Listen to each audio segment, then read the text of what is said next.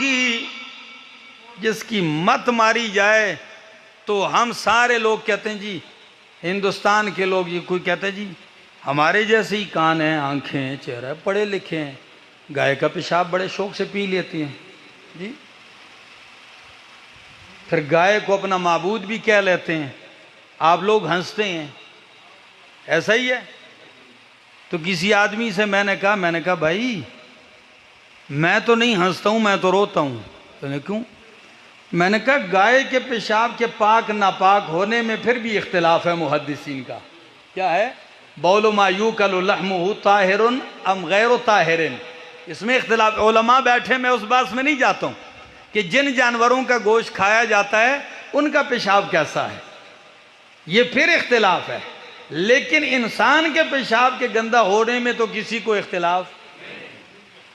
تو ہمارے ہاں تو ایک بابا جی تھے، مریدین اس کو اٹھا کے کندھے پہ لے جاتے تھے، لاتے تھے، تو حضرت شریف اتنا عجیب مزاج تھا کہ جب تقاضا شریف آتا تو اوپر ہی سے ٹینکی خالی کر دیتا تھا۔ یہ بھی نہیں کہ جس انسان نے اٹھایا ہے اسی کے کاندھے پہ،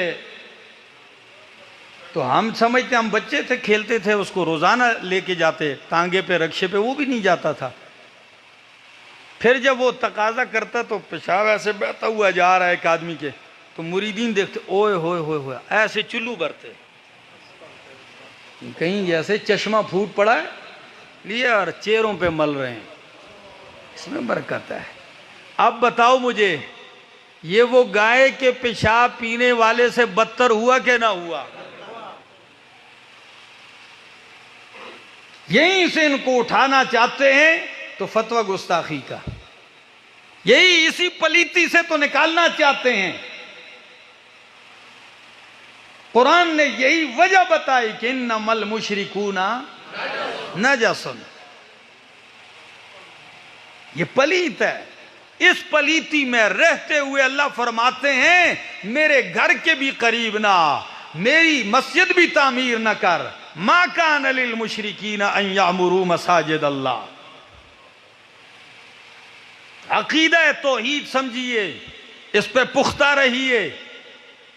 دو باتیں پکی ہیں، شرک کیا جہنم پکی ہے، توحید پہ مرا جنت پکی ہے۔ باقی باتیں چھوڑیے، لمبی تقریریں، یہ فیصلہ اٹل ہے، موحد کے لیے جنت پکی ہے اور مشرک کے لیے جہنم پکی ہے۔